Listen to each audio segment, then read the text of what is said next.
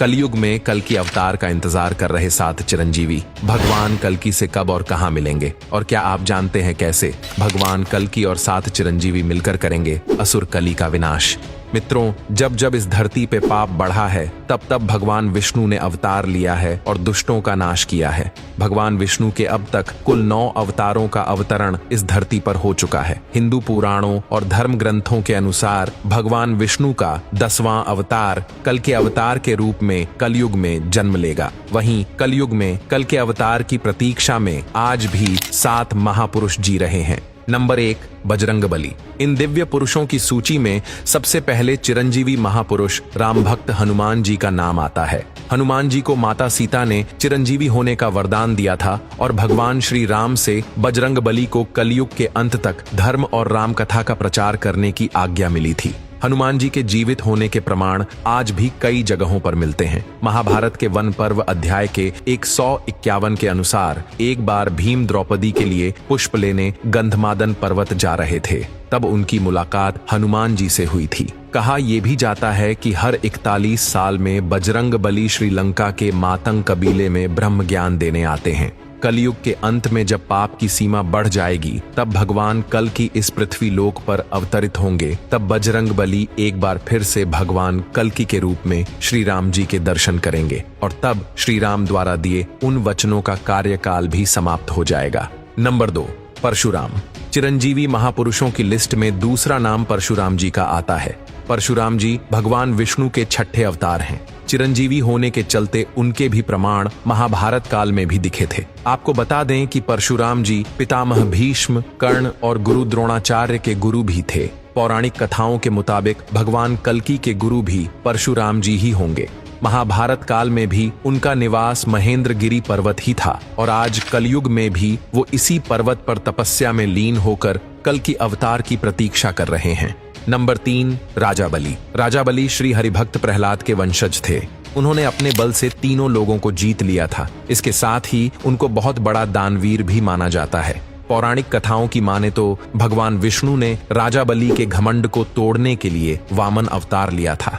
एक बार श्री हरि राजा बलि के यज्ञ में शामिल हुए। यज्ञ के दौरान ही सभी ब्राह्मण अपने लिए राजा बलि से कुछ न कुछ दान मांग रहे थे, जो राजा बलि उन्हें दे भी रहे थे। तब वामन देवता की बारी आई तो उन्होंने सिर्फ 3 पग भूमि राजा बलि से मांग ली। तब राजा बलि और उपस्थित सभी ब्राह्मण हंस पड़े।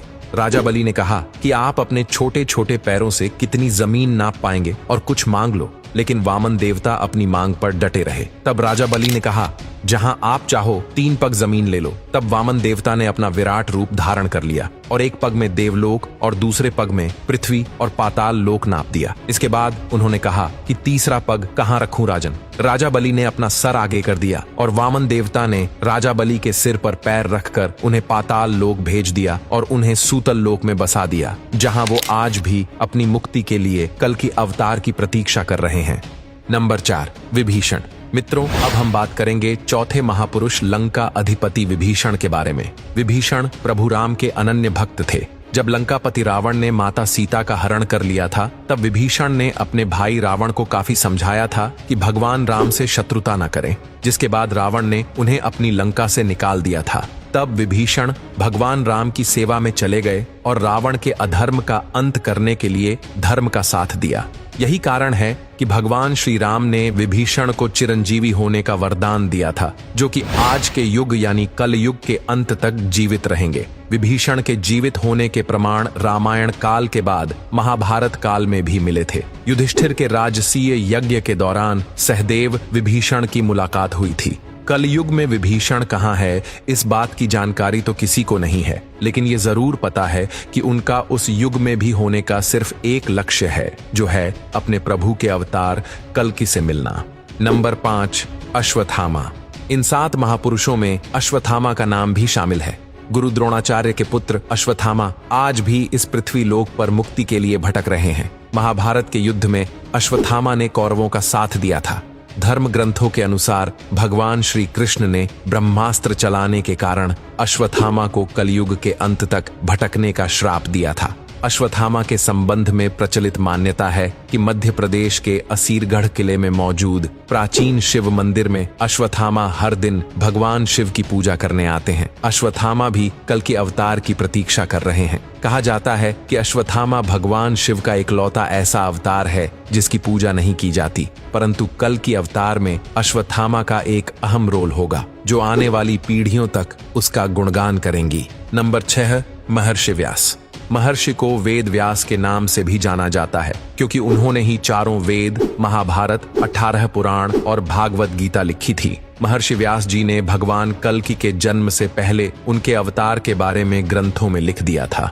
महर्षि वेद व्यास बहुत बड़े तपस्वी होने के कारण आज भी कलयुग में भगवान कल्कि के दर्शन के लिए तपस्या में लीन होकर इंतजार कर रहे हैं। नंबर 7, कृपाचार्य। कलयुग के आखिरी और 7वें चिरंजीवी महापुरुष हैं कृपाचार्य। संस्कृत ग्रंथों में उनको चिरंजीवी के रूप में बताया गया है। कृपाचार्य अश्वत्थामा के मामा और पांडवों और कौरवों के आचार्य। भागवत के मुताबिक कृपाचार्य की गणना सप्त आर्षियों में की जाती है। कहा जाता है कि वे इतने बड़े तपस्वी थे कि उन्हें अपने तप के बल पर चिरंजीवी रहने का वरदान मिला था। वहीं कुछ लोगों का मानना है कि उनकी निष्पक्षता के आधार पर उन्हें चिरंजीवी रहने का वरदान मिला था। कलयुग में कृपाचार्य अधर्म का नाश करने में कल के अवतार की मदद करेंगे। तो मित्रों, आपने देखा कि 7 चिरंजीवी कलयुग में भगवान विष्णु के अवतार कल्कि से कब और कहां मिलेंगे। आपको ये वीडियो कैसे लगा, कमेंट में जरूर बताएगा।